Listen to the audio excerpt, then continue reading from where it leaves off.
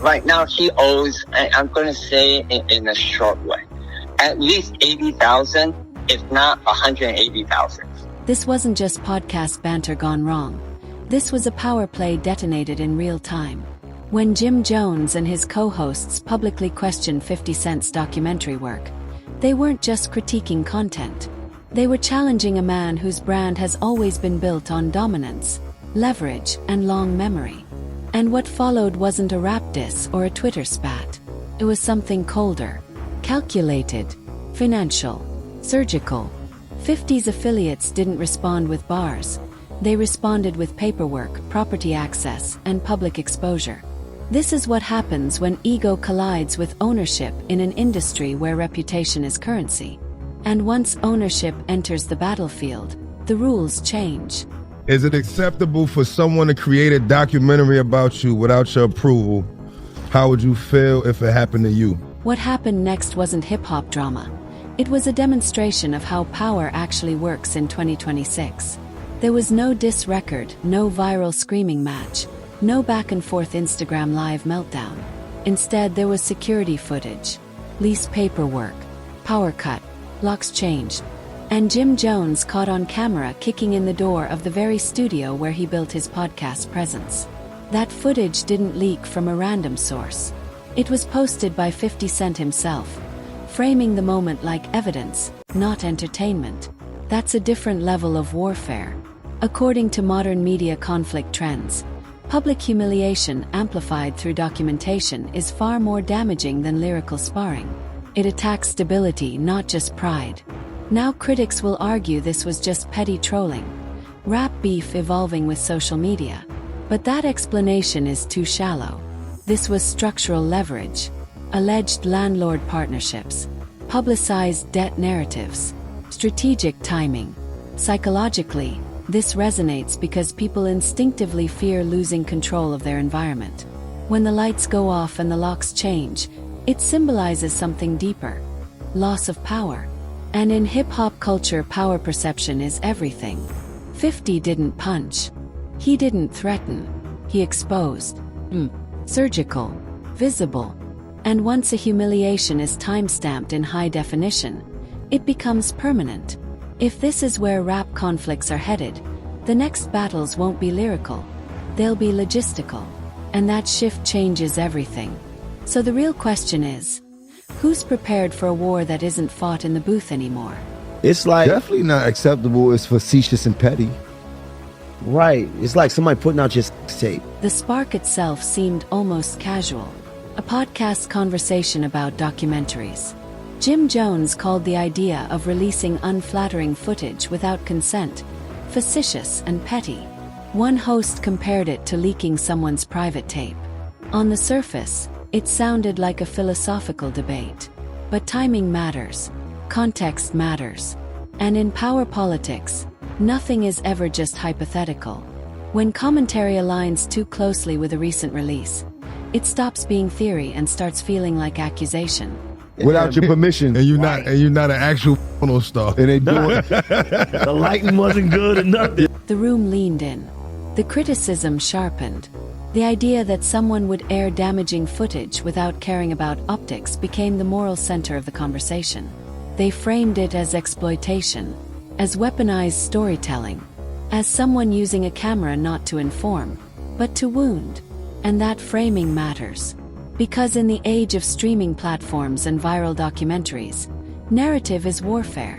Whoever controls the lens controls the legacy. Trying to make you just look bad. What?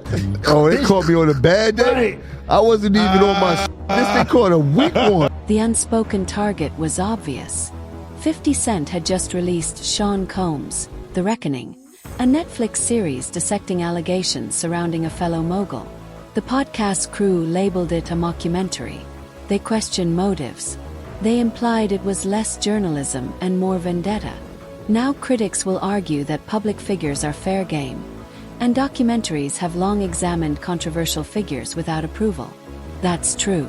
Data from recent media trends shows audiences increasingly favor exposed-style storytelling over polished biopics. But here's where the tension lies.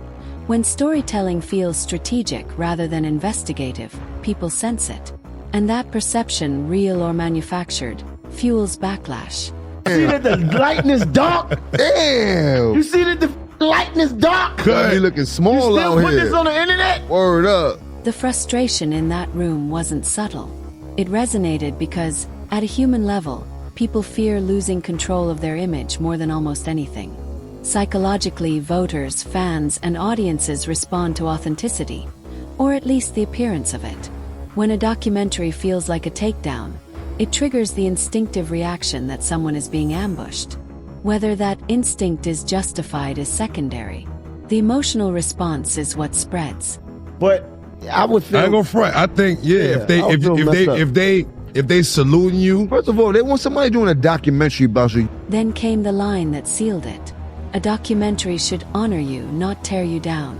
It was simple, clean, moral. And in that moment, Jim Jones positioned himself as the defender of dignity in an industry built on spectacle.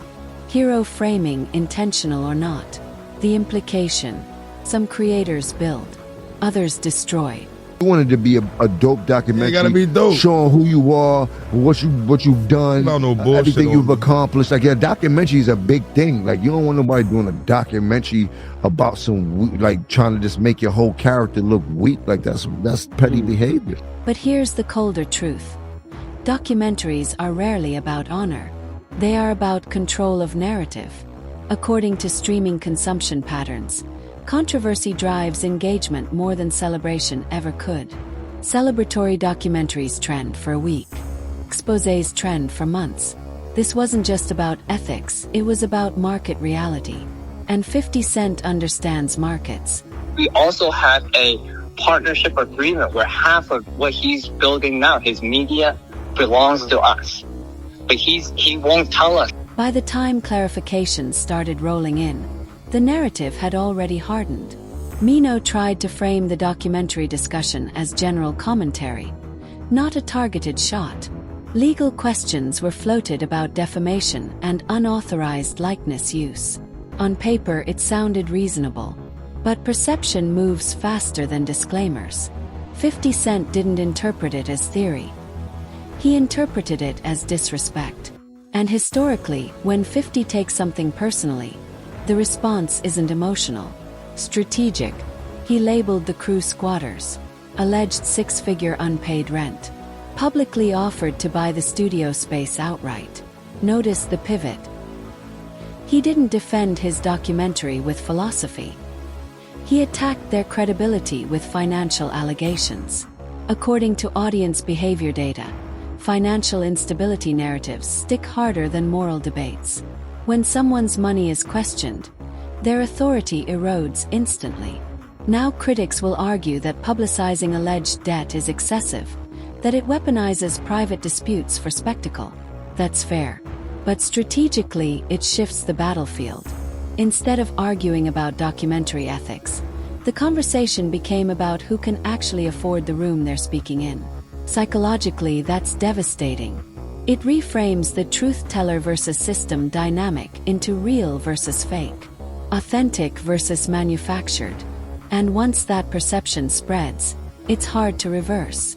50 didn't just counter an argument. He destabilized the platform it was delivered from. If this trend continues, credibility won't be measured by opinion. It'll be measured by ownership. And that's where things get uncomfortable. Trying to build it, but he won't sign the lease. He's like, I don't like these terms. I want like 6 months of build out. And ridiculous bullshit.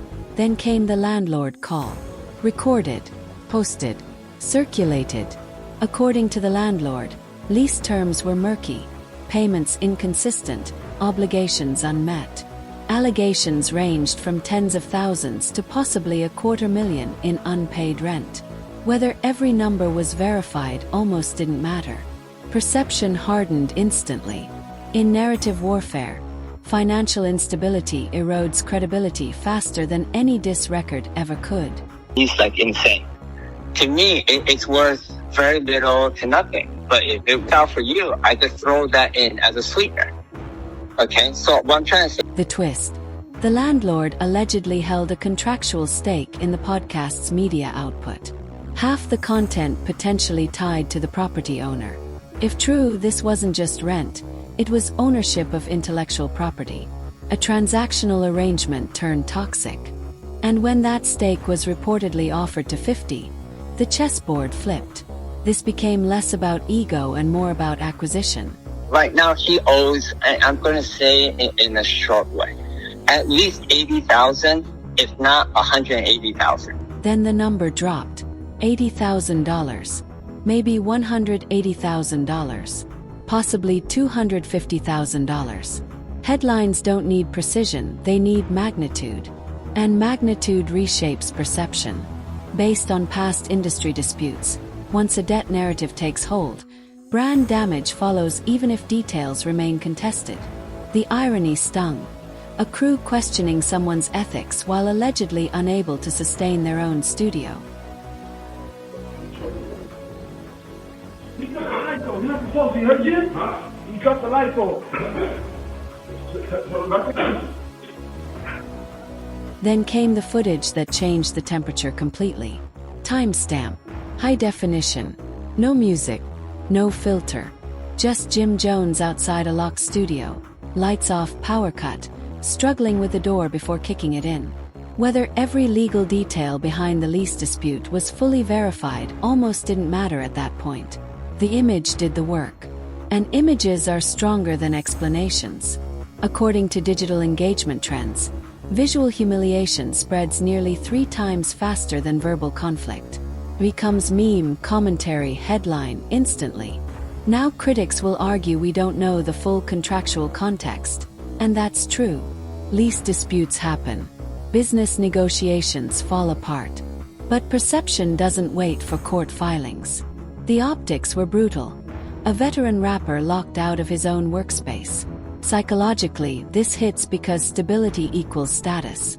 When someone appears to lose control of their physical space, audiences subconsciously interpret it as a loss of dominance. That's cold analysis, but it's real. And in an industry built on projected wealth and power, that kind of footage slices deeper than any diss verse. 50 understood that. He didn't narrate the moment. He let the camera narrate it.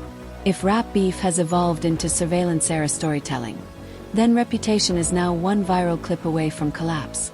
So the question becomes, in a world where everything is recorded, who's really in control? The caption was almost more ruthless than the footage itself. This wouldn't happen if we was friends. A joke on the surface. A dominance signal underneath. The callback to the podcast name, "Let's Rap About It," wasn't accidental. It was psychological layering. Reinforce the humiliation. Tie it back to the origin. Close the narrative loop. Social media called it petty genius. Complex labeled it next-level escalation. But here's the strategic truth. 50 avoided physical confrontation entirely. No threats, no street theatrics, just documents, deadlines, and mockery. According to past conflict patterns in entertainment, when one party controls documentation and access, they control narrative. Now critics will say this crosses into exploitation, that landlord-tenant disputes shouldn't be turned into content. That's a legitimate ethical question. But in the arena of public perception, ethics often lose to effectiveness.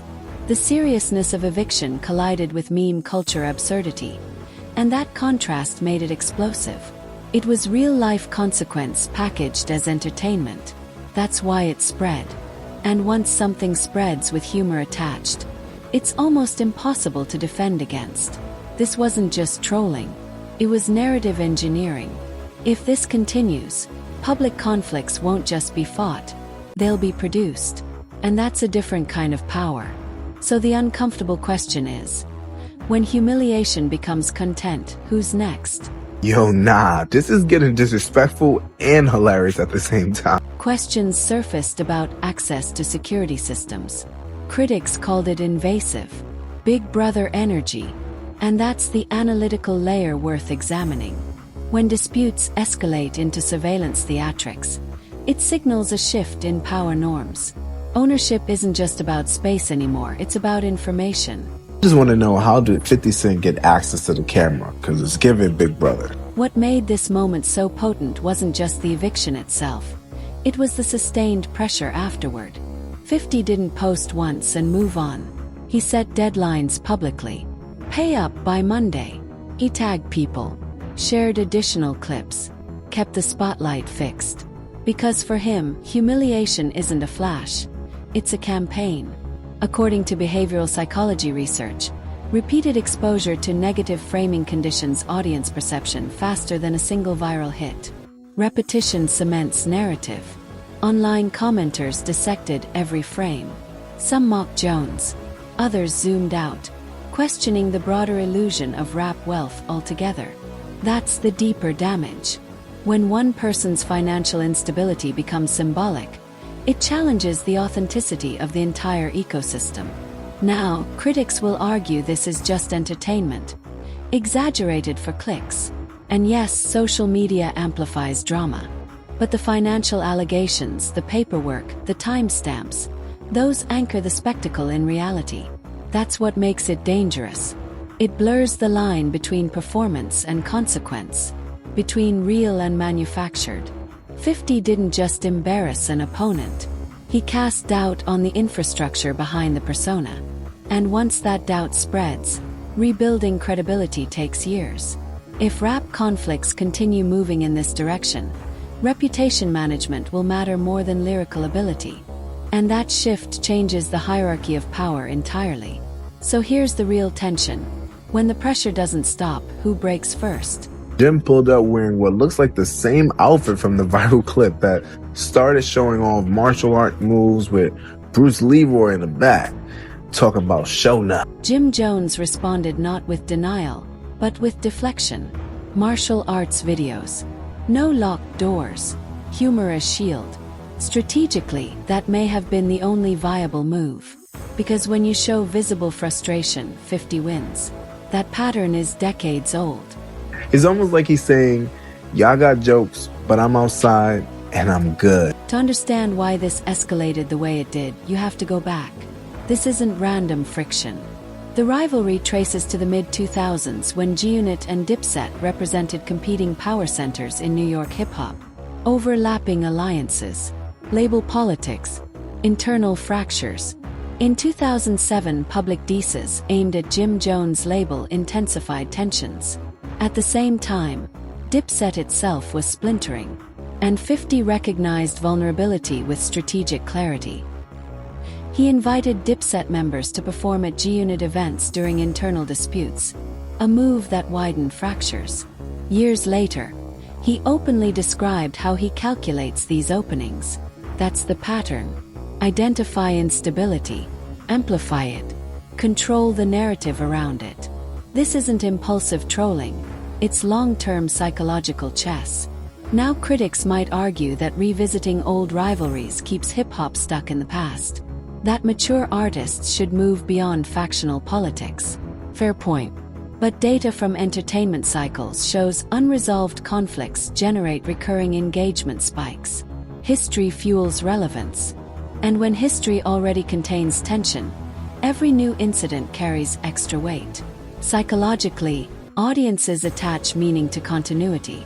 Feels like destiny unfolding, not randomness. That's why this moment landed heavier than a typical social media spat. It wasn't just about rent. It was about unfinished business. And if this trajectory holds, the next phase won't be about who raps better. It'll be about who's mastered leverage over legacy. And that's where the story stops being petty and starts being strategic. And honestly, that's probably the smartest way to respond when 50 Cent is trolling you. Because once 50 gets a reaction, he wins. And here's the broader consequence. In an era where media, property, and personal brand intersect, feuds are no longer about lyrics. They're about leverage. If this continues, the next generation of rap conflicts won't be settled in studios. They'll be settled in boardrooms and courtrooms.